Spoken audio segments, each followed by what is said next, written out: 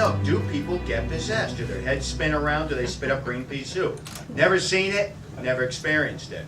So I drove my uncle crazy, kept going back and forth, back and forth. Finally, he reached a point where he just said, fine, kid, sit down. We had this long conversation, and we were talking. He was going, you know, it doesn't run around with hooves and a tail and horns. It's nothing like that whatsoever. He says it doesn't like to be exposed. It likes to stay behind the scenes. It'll torment you. It'll affect your family. It'll affect your friends. And he says your whole life will change. You cross that line and get involved with this work, it's not something you could ever walk away from. It'll always remember who you are, and it will always try to retaliate against you.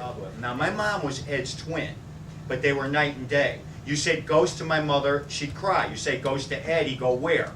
But, you know, it was very bizarre because they grew up in a haunted house, but you could never, ever talk to her about it. She just never wanted to discuss it whatsoever. But then I took it, like I said, that step farther and got involved with the demonology end of it. Now, what is this crazy stuff about all these demons? What is it? It is the study of the falling angels. It's the study of all the deities, all these different types of things that come together. Demonology is just a word associated with studying all these different types of things. But it goes a step farther than that. It's not just things that you can read in a book, or, you know, you can go to different things and just get involved with it. It's always very important when you deal with your paranormal realm, especially with things on the darker side, try to learn as much as you can. There's knowledge, power. Always remember that. The more you learn, the more power that gives you to be able to understand things. And I'm a kid from the hard knocks, just like everybody else. Yeah, Mr. Big Tough Guy back then, and just would jump into more things. I used to get myself in more trouble than you could shake a stick at, actually. But that's what you do. And then I started tying in and going and learning with different clergy and working with different people. But my main mentor, one of the most controversial people in the paranormal realm, Ed and Lorraine Warren. We were just talking and intermingling and getting things talked about, because today within our world and our society, things are escalating within the spiritual realm across the board.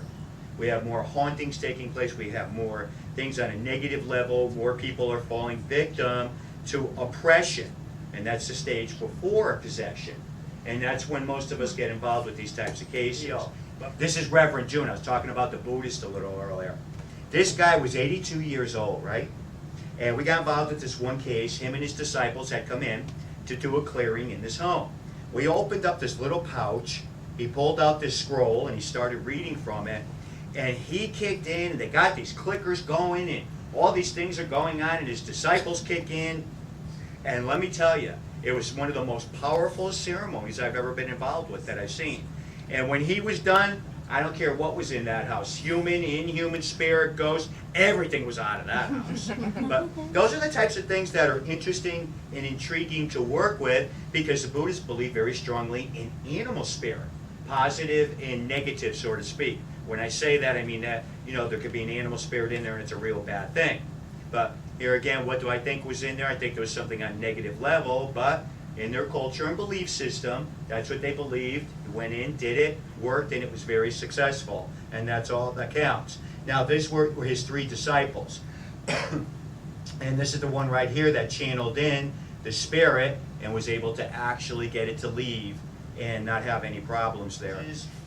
And when you hear about these people that are possessed, you know, it's not like just you or I speaking. When they start speaking, you get the voice coming from the top, the bottom, and all the way around them. They gain an enormous amount of strength. Yeah. How many of you have seen the movie? How many of you have seen the documentary on the Discovery Channel? Okay, the Discovery Channel documentary is much more closer than what The Haunting in Connecticut actually is in the theaters. The character that plays me in there is Patirus, or whatever his name is. He's a priest. His wife died from cancer. He's dying from cancer. I sat there and watched the movie, and I was horrified just over my character alone. I was traumatized. But, you know, all hell broke loose in that house. They all started experiencing things. All kinds of things were happening. You name it. The final insult, if you will, was the niece started screaming, "Get it off of me, get it off of me." Carmen went in with a little Bible and a rosary bead. They're praying. The rosary bead did shatter all over the place, but this big black mask thing came over them. Carmen knew she had something in the house at that point in time. She knew that they were in serious trouble. and she really had a big mess on her hands at that point in time. Ended up working 9.5 weeks on this case. Today I no longer do that. Why? You end up falling victim right along with the family. What actually did transpire in the original case with that is, this is Photoshop, that's not the real thing. And there's a reason why, because when I try to draw or sketch it, activity starts to kick up, so I always leave that part of my life alone. It took me several years before I even talked about that whole incident. But it came down the staircase, it was transparent, it was murky colored, and the only thing I was ever able to describe was like taking a bunch of plastic bags and going crinkle, crinkle, crinkle behind. But we know today, or I understand it better today, that's what we call the fluttering of the wings. And it came down the staircase and it said, do you know what they did to us? Do you know what they did to us? And I don't know if I heard it audibly, how I heard it, I still don't know. The only thing I was thinking about at that point in time is I wanted my car keys to get the hell out of that house. Not that I got scared for myself, because it didn't scare me. Some reason or another, it planted in my mind that I was going to go to my house where my wife and 3 little kids at the time were, and I flipped out over that, got home, everybody was sound asleep, everything was fine. But I mean, and I do understand it today. You know, I understand so much more of it. But I'm 36 years involved with the work, and guess what, guys? I got more questions today than when I started. What is the difference between a deliverance and an exorcism? Is that the rites of prayers are totally different, and with a deliverance, a priest can do either. But usually with a deliverance, it's usually done by a minister. The Buddhist can do that. So it's really a different set of prayers. And usually deliverance is just handled different as it is structured. Where with the actual exorcism, it has to be sanctioned, all kinds of paperwork's got to be done, all kinds of documentation has to be put in place before the Roman Catholic Church would even actually touch it. We're very loose today with the word exorcism, you know, and it's used under a lot of different terms. That's why if you notice, a lot of us that are in this field, a lot of times when we refer to different things, we'll try to use, you know, deliverance, because a lot of times these things aren't actual exorcisms that are being performed. So, and it's crazy and it's wacky, but that's what the basics of it is, the difference. Anybody else? Yes? When you saw it in Connecticut and it said to you, do you know what they did to us? Did you ever want to find out or find out? She's asking the question when it basically had said, do you know what they did to us, you know, on the staircase? Yes, during our research. What we had found out when it was an operating funeral parlor, and it's crazy and it's whacked, but there was someone that had worked in there that prior to being involved with the embalming of the people and everything, got himself into some serious trouble with necrophilia. So we feel that a lot of these types of things, because are most funeral parlors haunted? No. You know, who wants to die and go watch their body get cleaned and prepped and everything? I know I don't. I don't want to see it. But you know, so why would this happen? We believe that there were just things that were performed in there, and a lot of different things were just in there.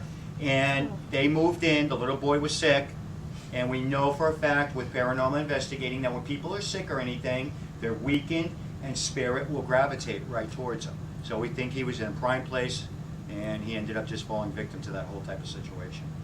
So, you know, these types of cases are, you know, not really, they're far and few in between. Pure possession is rare, you know, and unfortunately, when I deal with it, and you guys heard my other little brother, Andrew, I don't know, where is he? Is he even down here anywhere? Where's he? Oh, there he is. That's another brother. We're all brothers in the demonology field.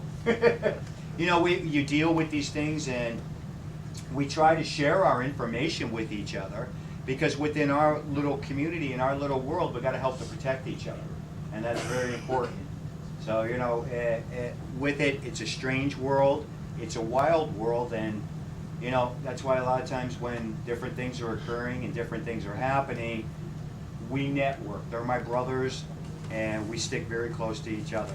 And that's important for unity within that when you get involved with dealing with these things on a negative level.